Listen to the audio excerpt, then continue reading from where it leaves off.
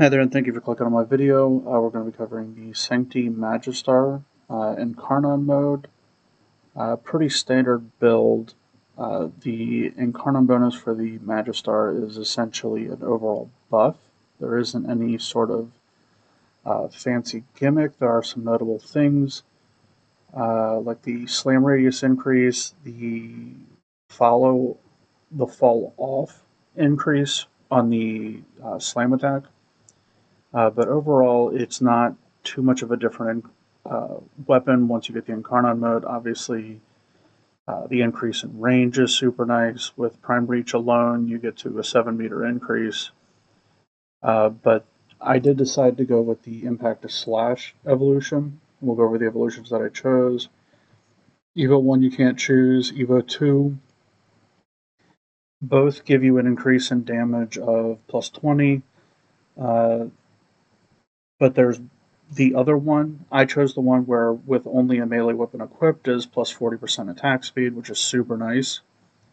Not that you ever should take this as your only weapon, but if you do, 40% attack speed is super nice. The other one is fall off with a channeled, and considering a lot of warframes don't have channeled abilities, I just went with the one option that makes sense. If I would be able to choose it myself.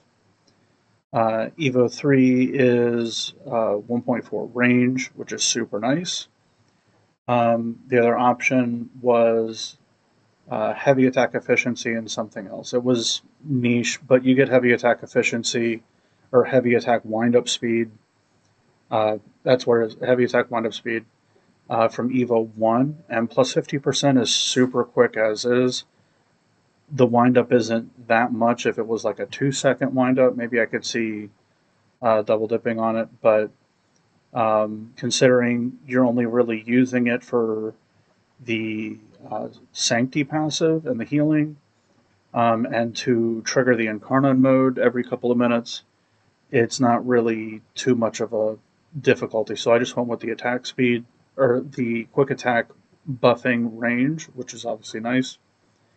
Um, and the only one that really has any sort of nuance to it is the Evolution 4, which is a chance of bleed on impact status effect.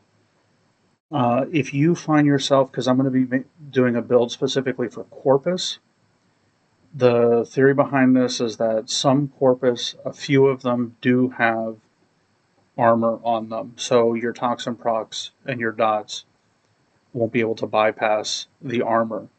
Well, the slight weighting of getting a slash proc on an impact hit is enough to deal effectively with the Corpus units that do have armor. With Prime Fever Strike, we get a 429 weight on the weapon. Impact is at 208 because this weapon is impact weighted IPS naturally. Crit chance wasn't buffed, it's 30%. 3.8 with Organ Shatter, and 20% from Status Chance. We're going to have Condition Overload, Blood Rush, Prime Reach, Berserker Fury, Faction for Corpus, Organ Shatter, Prime Fever Strike, and Weeping Wounds. Because we are going to be relying somewhat on headshots to get our DPS up over, say, like 5 figures. The headshots are going to get us easily into 6 figures, mid 6, and the occasional headshot on a heavy can put you into mid 7s. So pretty basic. We did change the stance to Crushing Ruin. I did put a stance forma in this. It does come innate with Shattering Storm, so if you don't like that, I highly recommend Crushing Ruin. It's just a much more fluid stance, and Spin to Win is obviously a good thing. So it's going to be a pretty standard impact toxin melee.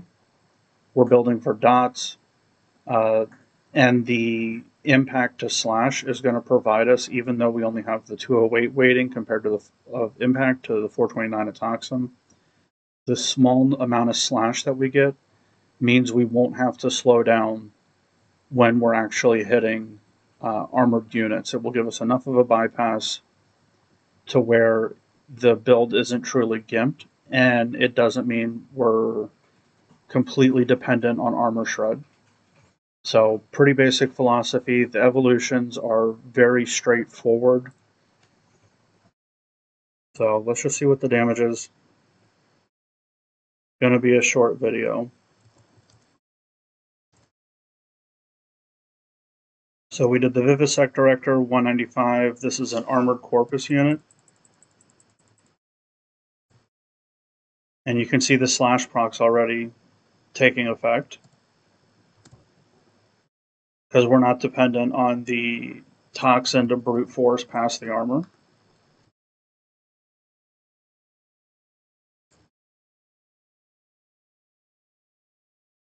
So even with not too much of a buff on the crit chance, we're still hitting oranges. Pretty basic, and it's even more effective against normal corpus. And we'll pull up some of those.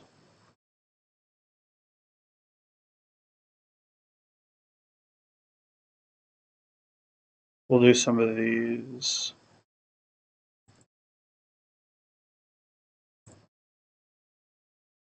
These have proto shields, so it's going to be a little bit more difficult.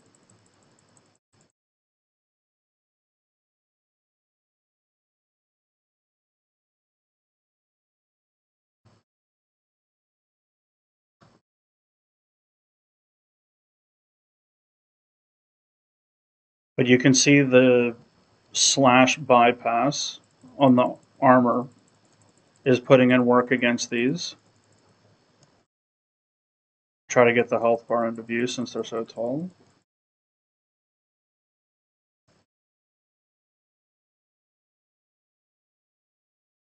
Yeah, we're not completely dependent on using toxin to bypass the armor. We get the benefit of slash to get past the armor, and toxin gets past the shield. Obviously, these are proto shields, so they're both having to burn through. But once the shield's gone, we don't have to worry about, our damage getting nerfed heavily because of the armor.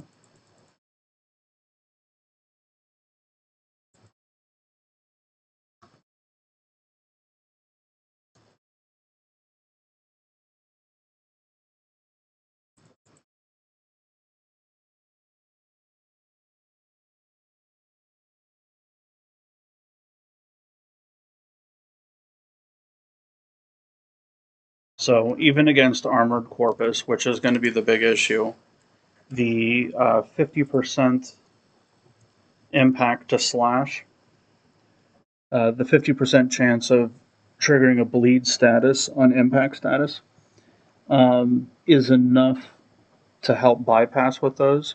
And I really think this is just sort of the most effective way of using this new weapon. Obviously, we're not talking about stat sticks.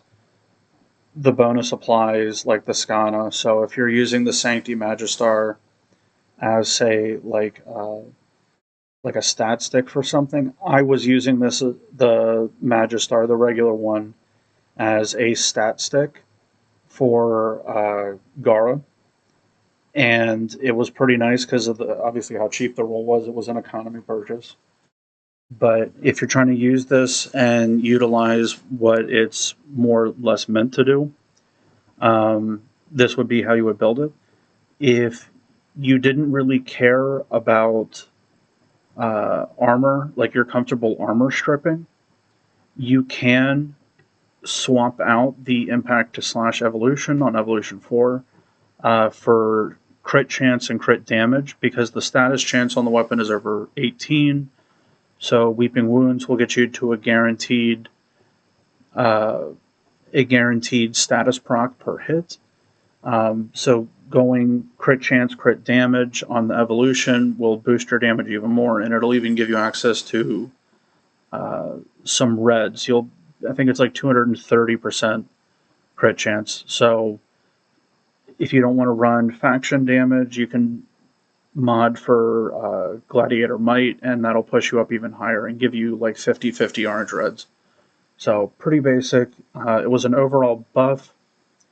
The bonuses do apply, like with the Skana, to other weapons. So if you're using this as a stat stick, you're eating pretty well right now. So pretty simple, nothing too crazy.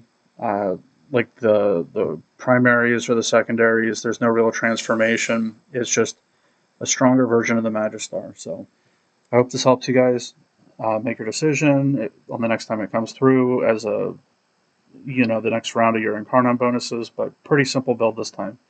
Anyway, have a good day, guys.